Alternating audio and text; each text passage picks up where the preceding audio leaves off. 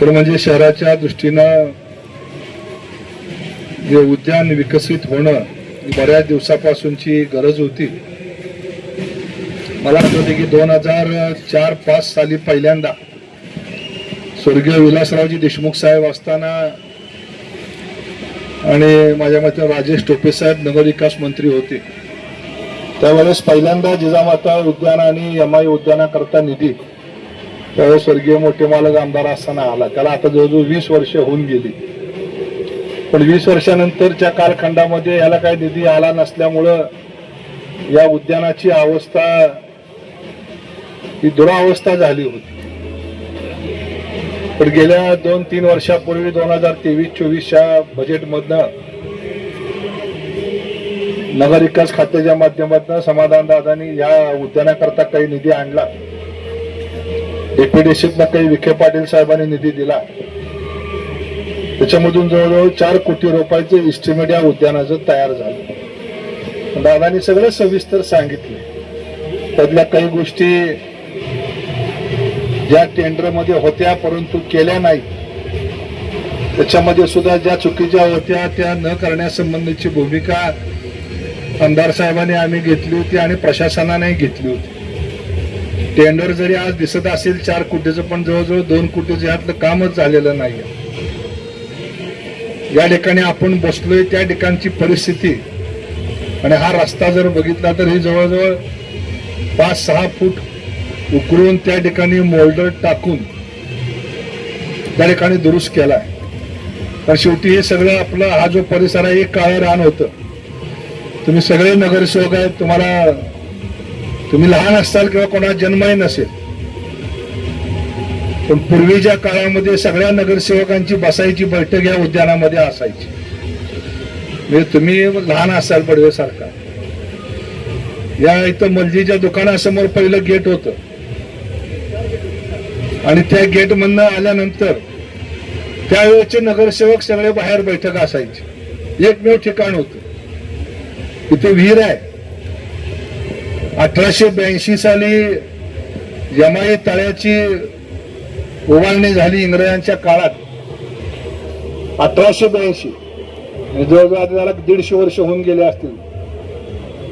तेव्हा पहिलं पंढरपूर शहराला जे पाण्याची योजना होती यमाई तळ्यातनं, तिथून पाणी उचलून ह्या विहिरीमध्ये आणलं जायचं आणि ह्या विहिरीमधनं मग बडवे हौद असेल, उत्पाद गल्लीत एक हौद होता बिडकरच्या घरापाशी आणि इथे शिवाजी महाराजांच्या पुतळ्यापाशी एक हौद होता.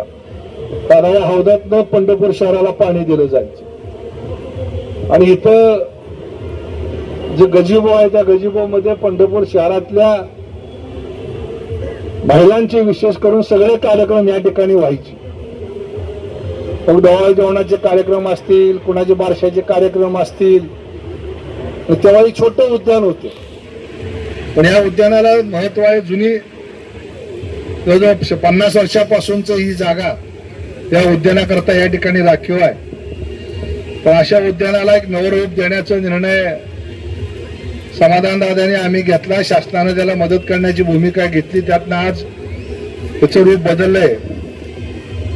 जवळजवळ 4-5 फूट पाणी या ठिकाणी पाणी माती उचलून भरली असं त्यांचं म्हणणं आहे. पण तरी सुद्धा आता आमचे काही किरण गाडगे त्यांच्या सहकार्याने निवेदन आमदारांना दिलंय. आम्हालाही त्यांनी सांगितले की ह्याच्यामध्ये अनेक गोष्टी राहिल्या. निश्चितपणे इथं कुणाला ठेकेदाराला कुणाला वाचवायचं कुणाला पाठीशी घालायचं ह्याच्यापेक्षा आपल्या गावातल्या नागरिकांना वेठीस नाही धरलं पाहिजे. जवळजवळ 2 महिन्यापासून 3 महिन्यापासून आम्ही दोघं सातत्याने यांच्या पाठीमाग आहे की मे महिना येतोय, उन्हाळ्याच्या दिवसात लोकांना कुठेतरी बसायला उठायला जागा असली पाहिजे आणि त्या पद्धतीनं हे उद्यान खुलं करावं. त्यावेळेस शिवनचं म्हणणं होतं की अजून काही कामं राहिली, ती कामं पूर्ण करून उद्यान खुलं करूया. त्याला सुद्धा आता जवळजवळ 15 दिवस झाले. शेवटी आपले बाग कमिटीचे अध्यक्ष आहेत, उपनगराध्यक्ष, त्यांनी ठरवलं त्यांच्या समितीनं की आता फार दिवस, आता 20 तारीख आली, आज 1च महिना राहिला आणि तुम्ही कधी लोकांना हे खुलं करणार. त्यामुळे 2 दिवसापूर्वी जेव्हा दादांनी पत्र दिलं सिओना की आता बरेच दिवस झाले बंद आहे, याचं उद्घाटन करावं, आणि ते करत असताना समाधान दादाने सांगितले सगळ्या लोकांना बरोबर घेऊन उद्घाटन करा. दादा म्हणले तसं आज काय श्रेय कुठलं घ्यायचा विषय नाही आहे, कारण आज नाही गेली 40 वर्ष आम्ही हेच करत आलोय. त्यामुळे श्रेयापेक्षा आपल्या इथल्या लोकांना हे उद्यान असेल, यमाई उद्यान सुद्धा पूर्वीचं बघितलं तर आम्ही लहान असताना तिथं क्रिकेट खेळायचो, पण विलासरावांच्या मागं लागून पैसे आणून ते उद्यान डेव्हलप केलं होतं. त्याची अवस्था मधल्या काळात वाईट झाली आणि त्यामुळे ही दोन्ही उद्यानं या ठिकाणी झाली पाहिजेत. आता सुद्धा राज्य सरकारच्या माध्यमातून एक नवीन उद्यान नमो उद्यान योजनेअंतर्गत निधी पंढरपूर शहराकरता आलेला आहे. दादा राज्य सरकारचा आहे, नगरपालिकेचा नाही. त्याच्याकरता जी मोठी जागा असेल त्या जागेला सुद्धा कुठं असेल त्या ठिकाणी 1-2 एकराचा परिसर असेल त्या ठिकाणी उद्यान विकसित करावा अशा पद्धतीची भूमिका आहे. त्याच्या पुढे जाऊन आमची अधिकाऱ्यांना विनंती आहे नगरपालिकेची की ज्या काही ओपन स्पेस आहे, जर कोणी व्यापारी एखादी संस्था पुढे होऊन करत असेल, पण आपण एक उमा कॉलेज पासलं उद्यान होतं ते पण रोटरी क्लबला माझ्या माहितीप्रमाणे दिलं होतं. यमाई तळ्यापासलं सुद्धा लायन्स क्लबला दिलं होतं. त्यानंतर उमानगरी मधलं एक उद्यान कराड नाक्यापासलं ते एका क्लबला दिलं होतं. कारण सगळंच काही नगरपालिका करू शकत नाही याची आम्हाला जाणीव आहे. त्यामुळे चांगल्या व्यावसायिकांनी जर इथं पुढे आलं, बोला त्यांचं नाव कोणाचं लिहायचं ते लिहू द्या, पण ही विकासाची डेव्हलपमेंटची कामं आहेत ती पूर्ण झाली पाहिजेत.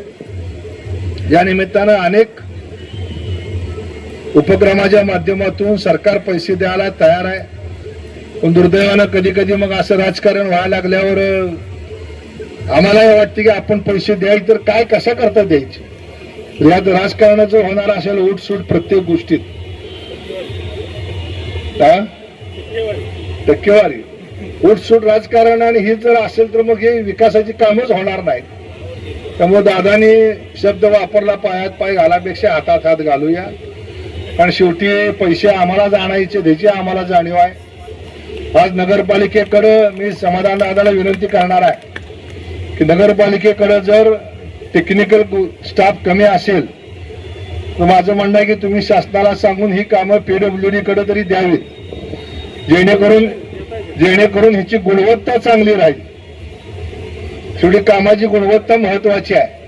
आणि मला आठवते की तुकाराम मुंडे साहेब असताना मुंडे साहेबांचं माझा ह्याच्यावरती विषय वाद व्हायचा, पण मुंडे साहेबांचे एक म्हणायचे की साहेब म्हणाले आमदार साहेब नगरपालिकेकडे टेक्निकल स्टाफ कमी असतो, म्हणून त्यांचा आग्रह असायचा की ही कामं पीडब्ल्यूडी कडे गेली पाहिजे.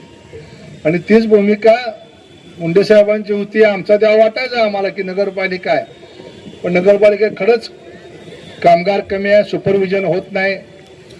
त्यामुळे भविष्य काळामध्ये कामाचा दर्जा चांगला राहण्याकरता ज्या ज्या गोष्टी असतील त्या गोष्टी समाधान दादा आपण जिल्हाधिकारी आणि पालकमंत्र्यांशी बोलून त्या बाबतीत निर्णय करावा.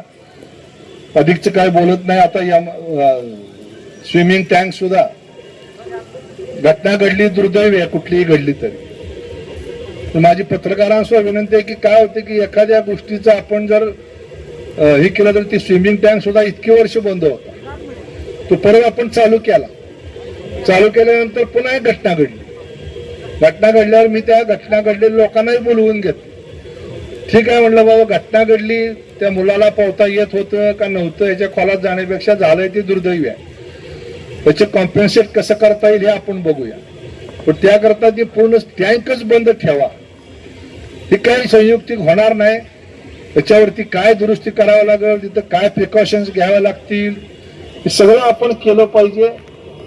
निश्चितपणे त्रुटी दाखवल्या पाहिजेत. मी आता किरण त्यांचे समाज ब्रिगेडच्या लोकांना धन्यवाद देतो की त्याने आता आम्हाला म्हणलं उद्घाटनाला आमचा विरोध नाही, पण आम्ही तर थांबलोय म्हणजे ही काम पूर्ण झालेलं नाही आहे, चांगल्या पद्धतीचं नाही आहे.